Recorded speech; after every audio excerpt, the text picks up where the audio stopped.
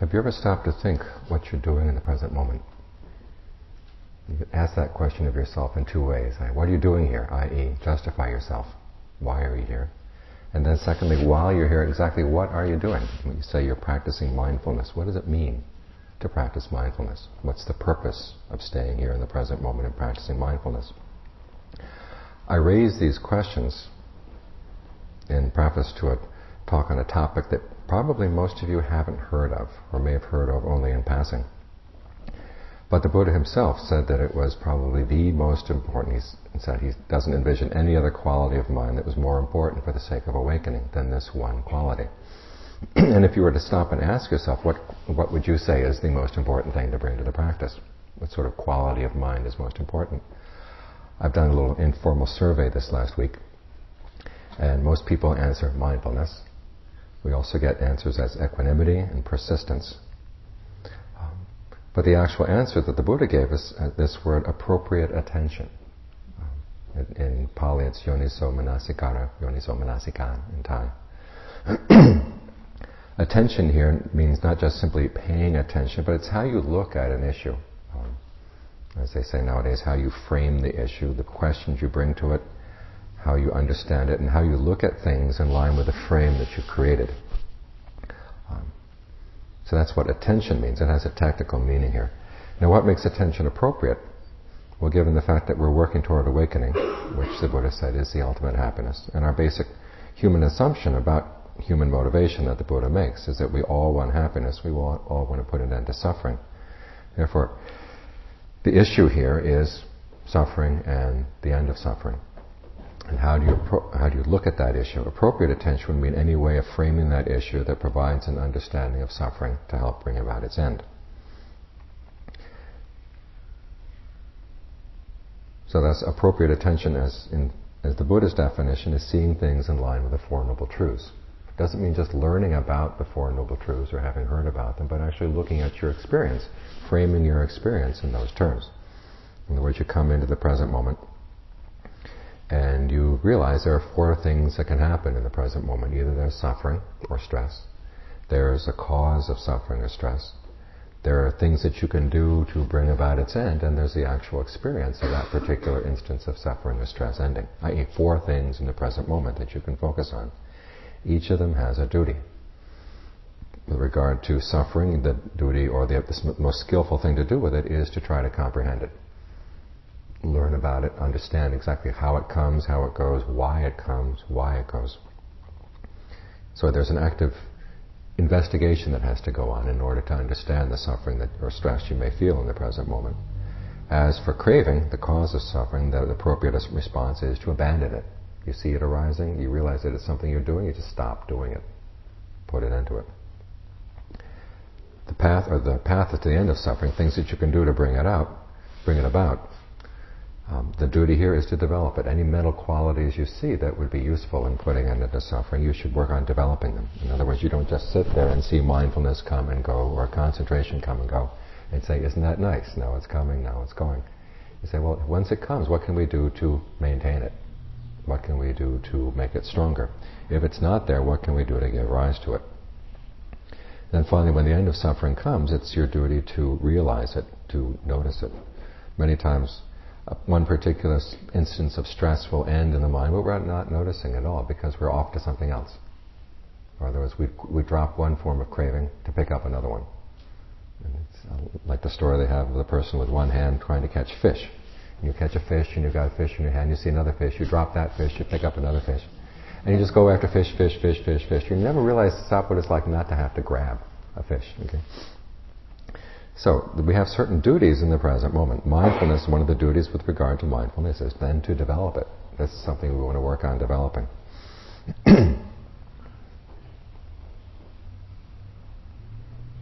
But the Buddha also defines appropriate attention in terms of looking at everything in your present moment in these terms.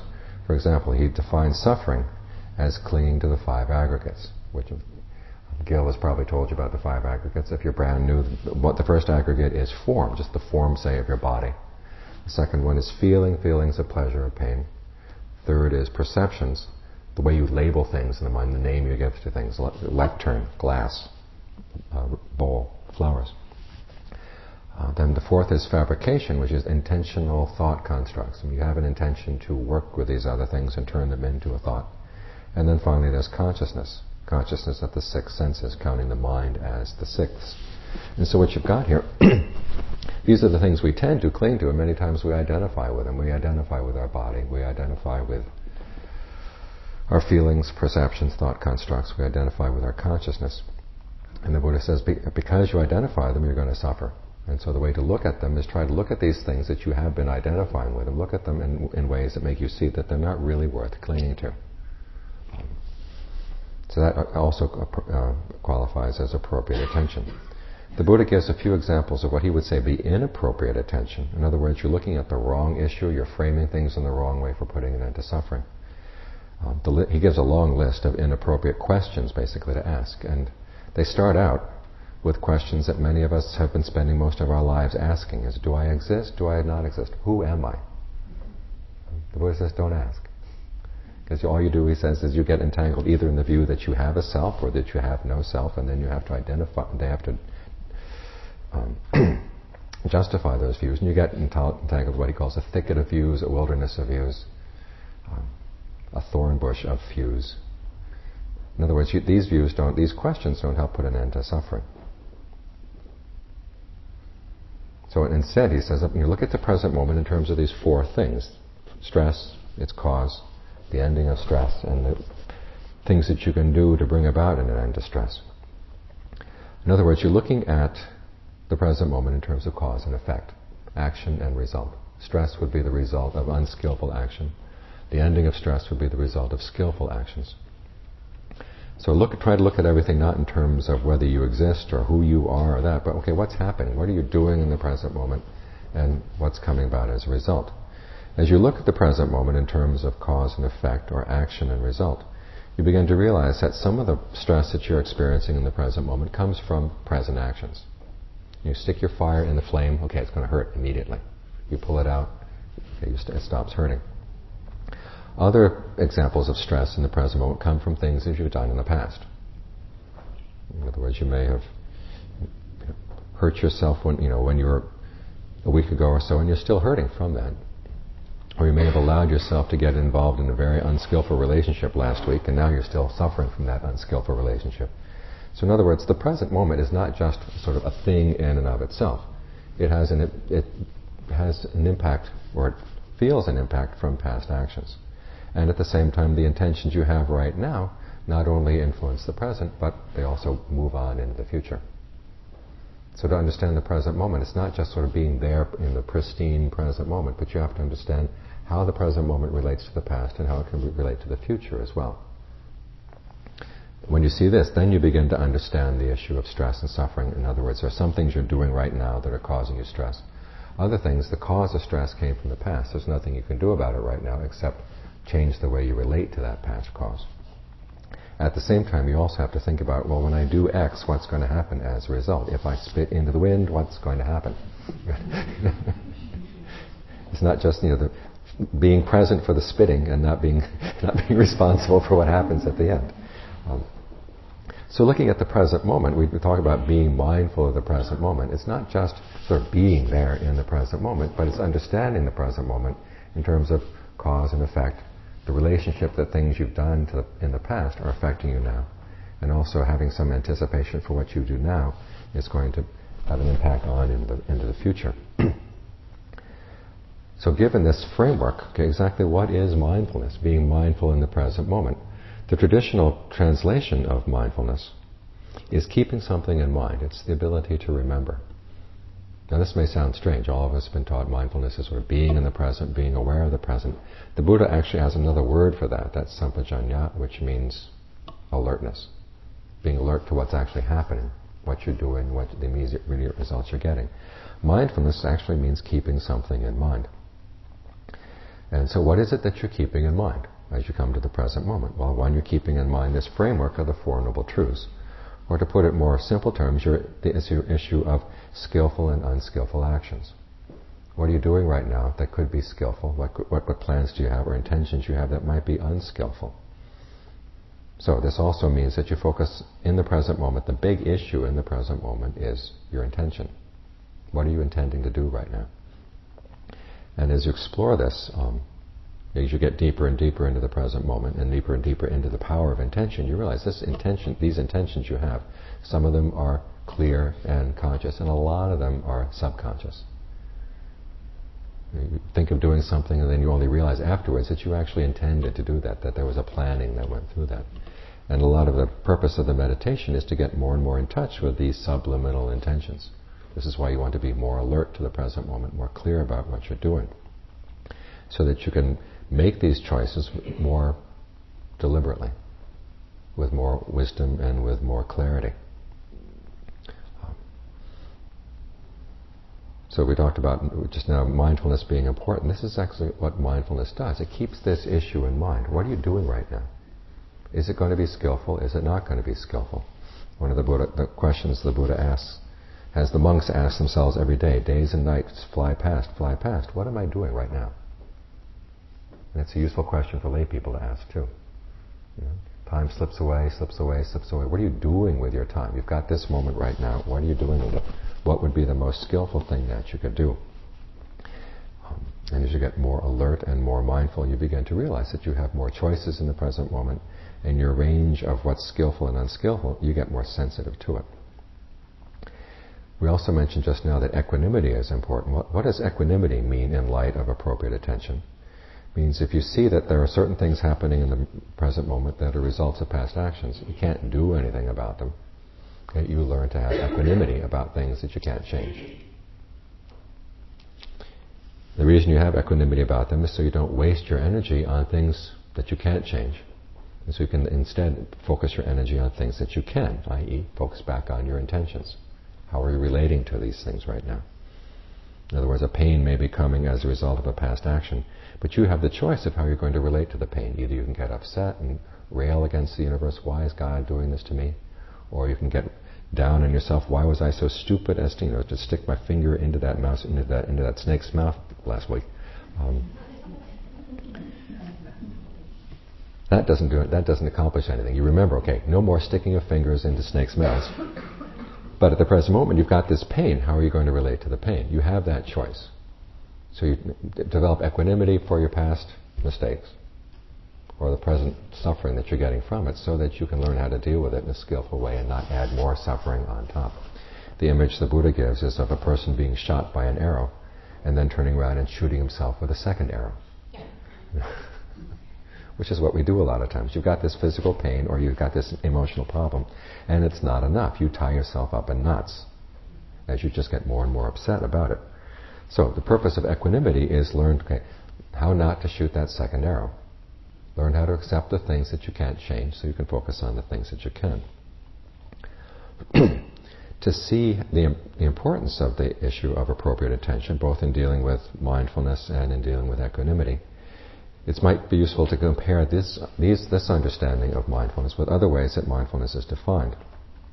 We often think that mindfulness is pretty basic, it's pretty simple. Everyone says, be mindful, and you know what it means to be mindful. But if you actually look at it, the second part of the appeal is that you're not committed to any belief system when you practice mindfulness. You can be mindful of your breath. And as my teacher once told my father when he went to visit in Thailand, I suggested to my father he might want to learn meditation, and my teacher's first question to Ajahn Fuang was that my father was a Christian, and was there going to be any problem in the meditation? And as Ajahn Fuang said, okay, we're going to be looking at the breath. Now the breath isn't Christian and it's not Buddhist. It's universal. You can stay right here. You're not committed to anything. Once you look at the breath, then you can start looking directly at your mind, and when you're looking directly at your mind, then we can talk about your mind without issues of religious affiliation getting in the way. However, there is the issue about the fact that if you look at the different ways that mindfulness is taught at present, you find there are a lot of different definitions. Last night I was thinking about 3, and I was meditating, I was thinking about a 4th one. We have mindfulness defined as bare awareness, non-reactive awareness. You have mindfulness defined as appreciative awareness. Really tasting that raisin as you're chewing on it. That's another definition of mindfulness. There's mindfulness which is defined as acceptance. And acceptance sometimes is called affectionate awareness, and sometimes it's called total awareness. We'll get into these in a minute. So we've got 4 different ways in which mindfulness is defined. Now the question is this just simply a semantic difference? Or is there a different agenda behind the different definitions? A different way of understanding suffering? The way I've framed the talk so far, you're going to be suspicious. Okay, there must be something behind all this. Okay. In other words, we've been framed. We think we're doing something with no commitment, but we're committing to an actual idea of what suffering comes from. Take, for instance, the idea that mindfulness is just bare awareness or non-reactivity, in which you're present for the present and you just do not react in any way at all, no matter what comes up. And that this in and of itself is mindfulness. Behind this, a definition of mindfulness is an assumption that suffering comes from activity. If you allow activity to stop, you will burn up the results of past activity as they come up, but you will not be creating any new activity, and that in and of itself will be the end of suffering. Okay, that's the assumption behind the bare awareness school. In other words, suffering comes from activity or reactivity. Mindfulness defined as appreciative awareness basically says we're suffering because we don't take the time to stop and sniff the roses. In other words, slow down, be more attentive to things, and learn how to appreciate pleasures as they arise, as they're offered. Behind this, though, is the assumption that, okay, these are the main pleasures we have in life, simple sensory pleasures. If you don't learn how to appreciate them, you're missing what life has to offer. Life could end very quickly. It's no coincidence, no mere coincidence, that this type of approach to mindfulness was developed during wartime, when life was very uncertain. So just try to be appreciative of the little things that life has to offer before they go. But what this means is the end of suffering would be, well, there really is no end of suffering in this one. And there's going to be pain, there's going to be illness and death, but in the meantime you learn to taste whatever small pleasures there are in the meantime. Mindfulness as acceptance, as I said, comes down to 2 different definitions. One is a kind of a general acceptance of yourself. The assumption behind this one is that we're suffering because we're neurotic. We don't know how to relate to ourselves properly because of unskillful parenting or unskillful conditioning from society. In this understanding, craving, which the Buddha said was the cause of suffering, is not the genuine problem. The problem is your inability to learn to accept and live with your cravings. Learn how to accept the fact that you've got cravings. Learn how to accept yourself. And don't be so judgmental. Another teaching that's brought in to support this is that you should have trust in your innate goodness. This is why teachings on Buddha nature show up in Vipassana circles. Basically, it's your idea that basically deep down inside you are a good person, and you should learn how to trust that. When you can trust that, then you realize that even if craving comes, you can learn, if you're operating from trust, learn to accept the craving. You're not going to do anything harmful based on that craving, but you'll just be able to let it go. A second definition of mindfulness as acceptance is the one where mindfulness is defined as total awareness. And here acceptance means something a little bit different. It means learning how to accept the present moment for what it is, in terms of the past was set in such a way that you could not change, you could not avoid the present moment being the way it is.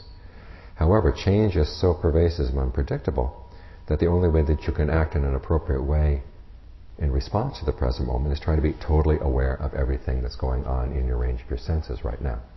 In other words, you try to pull yourself away from any past conditioning so as to totally grok the present moment through a full awareness of the present moment. And this way you will intuit the skillful response that whatever is called forth. You might compare this to the I Ching approach to meditation. You cast the I Ching to find out, okay, what's the essence of this moment right now, and then you act in response to that essence. And it can change in any way. So the only way you can know what to do is, instead of trying to figure out what you did in the past that worked in similar situations, just grok the present moment and the response will be intuitive. Okay, so we've got 4 different definitions of mindfulness here. Definition as defined as bare awareness, appreciative awareness, affectionate awareness, learn how to appreciate yourself, accept yourself, and then finally total awareness, getting fully immersed in the present moment with no thought for past conditioning. What all of these approaches have in common is, one, they assume that the present moment is a given to which you react or not react. This goes against the Buddha's definition of the present moment, as the present moment has a lot of your own intentional input in order to make it a present moment experience. You can't experience the present moment without some intention on your part. There's no such thing as the pure present without an intentional input. So the assumption here that they were operating on, the other four definitions, is that the present moment is this given, and all you can do is either react or respond or decide not to react or not to respond. The second thing that they all have in common is that they all recommend what you might call an indiscriminate response to the present moment. They don't encourage you to divide it up into those four aspects that the Buddha recommended. You've got the present, and either you learn how to just be non-reactive, be appreciative, accept, in the sense of accepting yourself, or accept that, okay, this is the nature of the present moment that you've got to be totally aware of. So that they don't encourage a sort of an analytical approach to the present moment that the Buddha's teachings on appropriate attention would encourage. Bare awareness, the teaching on bare awareness actually discourages any kind of active investigation. It also makes a mistake in that it defines non-reactivity as non-intention. That somehow, if you just don't react, you're not creating any new karma. Well, as the Buddha pointed out, not reacting is a kind of karma. It's a decision you make. It's a choice you make. It's an intention. So you can't get out of intention just by being very non-reactive. The other forms of mindfulness which encourage acceptance or appreciation, they discourage your using your faculty of judgment. And how many times you've heard that the judging mind is a bad thing? Actually, if being judgmental is bad, being judicious is a good thing. You want to be judicious in your choice of what to do and what to think. As one of my a Dharma teacher, as a good friend of mine once said, when you're practicing mindfulness, it doesn't mean you go into the supermarket and there's a rotten tomato and there's a good tomato, and the storekeeper asks you, which are you going to take? And you say, well, I really can't choose. No, that's not what the meditation is all about. You go for the good tomato. Or if you're going in for surgery, ask your surgeon before you go in, are you non-judgmental? Do you not have a judging mind? You want the surgeon to know what's the skillful and unskillful thing to do in your brain, okay? The teaching of mindfulness as total acceptance, as total awareness, trying to get out of any past conditioning so you can thoroughly immerse yourself in the present, discourage you from learning lessons from the past. The things that you've learned in the past, you should keep in mind. And if you learn that you stick your finger in the fire yesterday, it will probably be the same thing. You have the same result as if you stick the fire. I can't talk today. If you stick your finger in the fire today. In other words, there are certain patterns in life that don't change, and you should learn how to be skillful enough in observing. Okay, what things are unchanging patterns, and what things are really variable, so that you can learn. Okay. It's like when you go into the wilderness in Alaska, they have these signs. Did I talk about this the other day, the bear awareness signs? They actually have signs in Alaska. They did. They don't anymore, but they did a couple years back, called bear awareness. And it's a list of things to do when you're encountered with a bear. And a lot of them are do's and don'ts. Don't run. First thing. Do make yourself look large. Kind of wave your hands and speak in a calm voice to the bear, and that will tend to keep the bear away. And there's certain things that you can actually say, do and don't. Okay. But then they come to a point where, okay, if the bear attacks, lie down and play dead. Okay. And the bear may nudge you and then decide that you're not alive anymore, loses interest, and goes away. In 90% of the cases.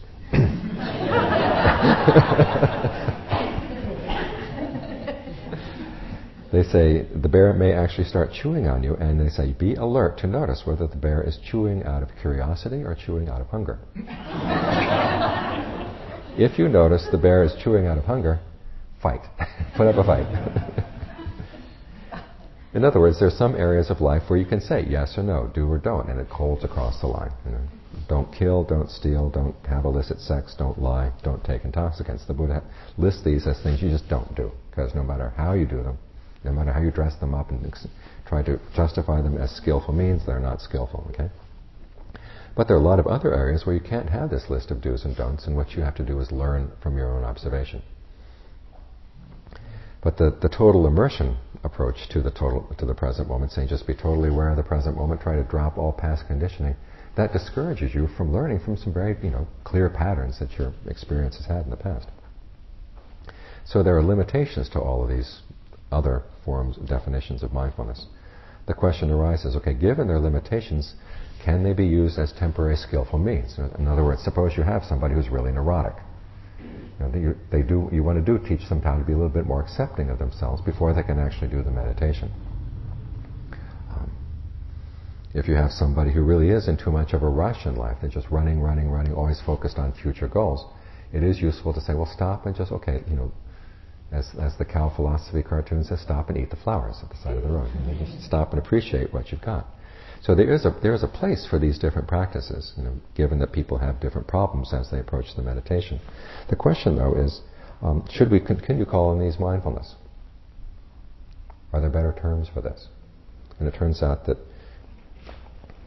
actually you're dealing with two questions here. One is, when you say this in a particular instances might be skillful, okay, how do you decide what's skillful and what's not?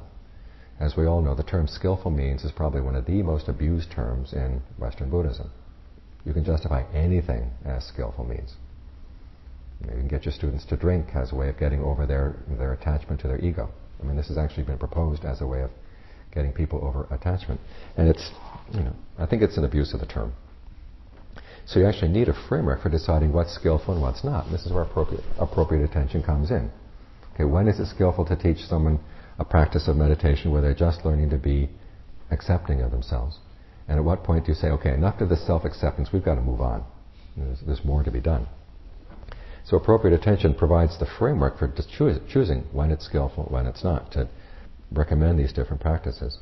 And also, the second point is that if these are really different skills, and they are, why don't we call them by different names? Why do we have to use mindfulness to cover this whole range of things? If you put too much into a term, after a while it breaks. It just doesn't mean anything at all. And it turns out that the Buddha had some very specific names for these different types of approach to the present moment.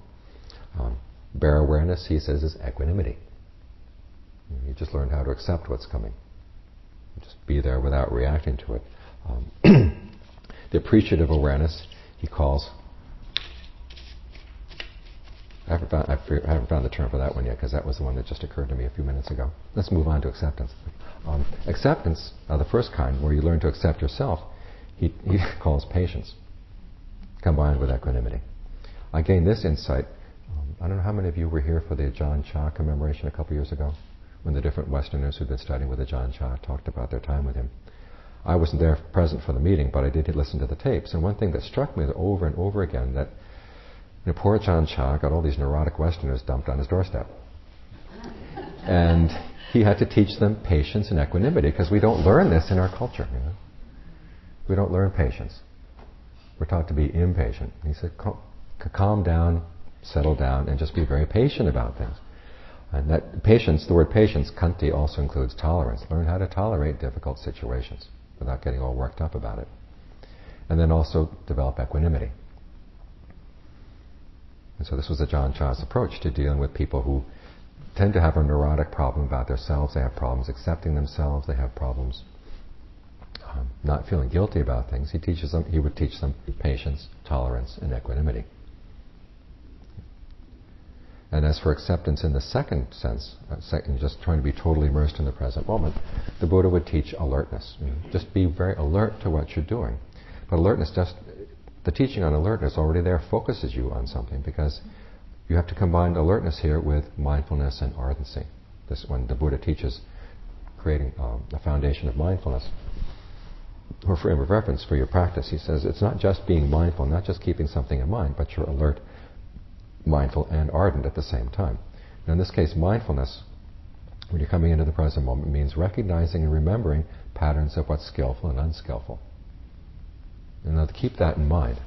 The lessons you've learned from the past, bring them, apply them to the present moment. Don't forget them. Also, it directs your attention to, okay, what are your intentions right now? What are you planning to do? What are your choices that are available to you right now? Instead of just grokking the present moment, you want to really look carefully. Okay, this element of intention, which is my one choice, This is my one free choice in the present moment. Exactly what am I doing with that? And through this practice, you refine your awareness of what's skillful and unskillful. As for ardency, it doesn't mean just plowing into the present moment. It means using right effort. In other words, once you have the insight into what's skillful and unskillful, you try to foster skillful decisions and you try to put aside unskillful ones. In other words, the Buddha's teachings on mindfulness, he combines them with other qualities which will focus you on where in the present moment is it really important to pay attention, and what you should do with that freedom that you have in the present moment to make choices. So the advantage of keeping these issues of appropriate intention in mind, in other words, what are the Four Noble Truths, how do they apply to your present experience? How do you divide up your present experience in terms of the Four Noble Truths? And at the same time, how do you then, what are the ways you shape, how do you act towards these different classifications? If you bring this approach to the present moment, you're actually following the Buddha's own path to awakening. If you remember the story of the Buddha's awakening, on the night of his awakening, he had three realizations or three knowledges. The first one was knowledge of his past lives. In other words, knowledge about himself. Going back not only to what Freud would do, taking you back to your childhood, he went back further.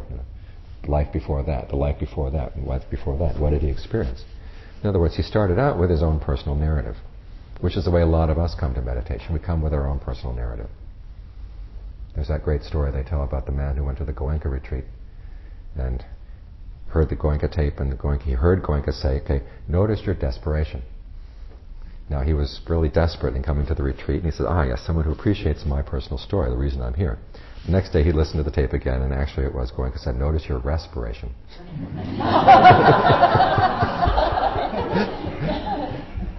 But we all come to the meditation with our stories, okay? And as a result, we hear things in terms of what our story is. But the Buddha didn't stop with the story or try to go straight from his own story into the present moment. He stepped back in his second knowledge to say, this business about rebirth, does it happen only to me? Does it happen to everybody? He got the larger picture. And he actually saw in his second knowledge, okay, beings dying and being reborn, and he began to see a pattern. The pattern was that the level of their rebirth, the pleasure or pain that they experienced depended on their actions. So in seeing the larger picture, he picked out, okay, what's the essential element in this larger pattern? So it wasn't just him. In other words, you're coming to meditation desperate. It's not just you. You're coming to the meditation with feelings of guilt or anxiety. It's not just you. Everybody carries these around. Where's the issue? The issue is in the intention, what you're doing in the present moment. Seeing that, then the Buddha in his third knowledge focused his attention in the present moment, particularly on this issue of intention and how your understanding of the present moment is going to affect your intentions. In other words, bringing appropriate attention to the present moment. So when we come to meditation and you try to step back and look at the present moment in terms of these issues of appropriate attention, okay, what are the actions you're doing? What are your intentions? What are the results? How do past intentions influence the present? How do present intentions influence the present moment and the future? You look in these terms, okay, you're bringing the right mindset to the present moment that you can actually get the most out of it. Because after all, when we're sitting here focused on the breath, our breath is the same as the Buddha's breath. There's nothing different about your breath and the Buddha's breath. It's the same thing. But the question, and we're actually standing where he stood, right in the present moment, looking at the breath. The question is, okay, why did he gain awakening and why aren't we gaining awakening? He brought appropriate attention to bear to the present moment. And if we can learn to bring appropriate attention to bear to our experience of the present moment, there's an opportunity that we'll gain awakening as well. So those are my thoughts for this morning. I was wondering if you had any questions. Fortunately, this talk will be available on the web. My original plan was just to do a few rambling remarks, and then Gil reminded me that this was going to be put on the web, and I said, I can't just ramble around. Any questions? Yes, question.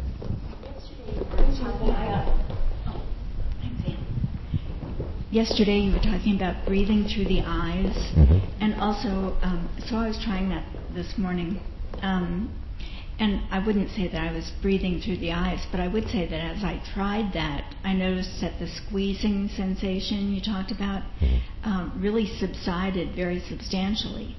And so I was wondering if you could describe what you meant by breathing through the eyes, because even though the squeezing really was affected in a very positive way, I wasn't really breathing through my eyes at all. Okay.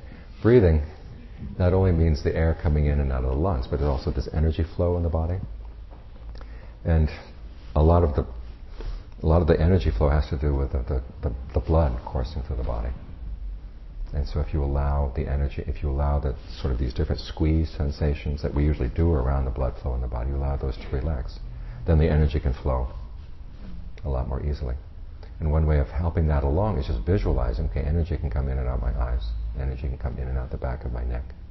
Anywhere in the body. And because we tend to focus a lot of tension up here, this is one of the reasons I said try to relax this as much as possible. Yeah. It was really helpful. Good. Thanks. Question? In German, the words are strung together to create a new meaning.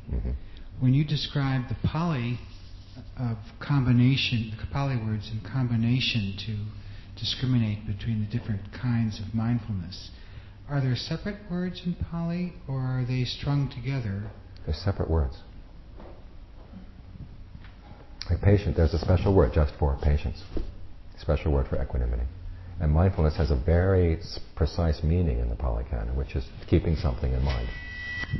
The combination, though, of a little bit of ardency and a little bit of patience and so forth, would that be a separate word? Yes. There's a string of words that the Buddha says, when you practice this, you want to practice this quality and that quality. So it's bringing separate qualities together as a cluster. Question here? Yeah. Kind of applying practically what you're saying, in one thing that comes to mind, talking about learning from your experience, having an intention, learning from your experience, and not clinging to things and so forth. And I'm thinking about a situation.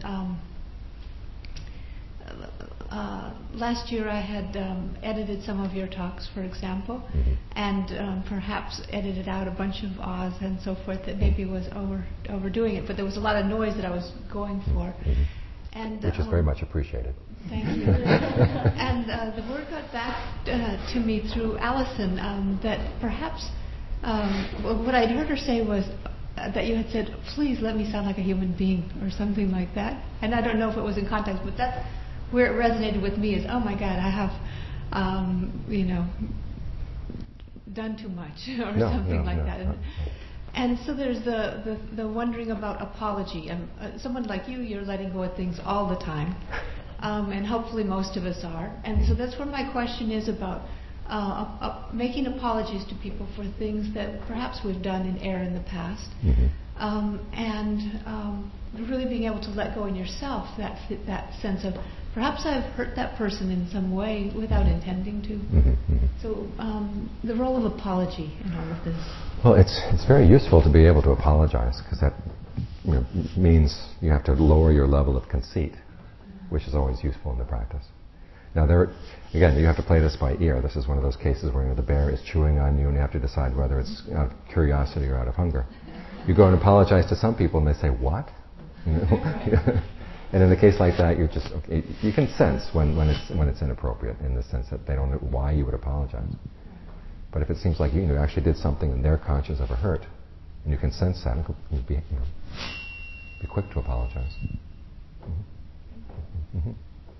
I have a question about gratitude and how using gratitude in your life benefits your practice and your daily life. Well, it's probably one of the most basic virtues in the practice, because basic gratitude is something you feel for someone who's done you something good, and that you appreciate that. The sign that you appreciate that shows that you appreciate the value of goodness. That means you're also going to be more likely to put forth the effort yourself to do helpful things to other people.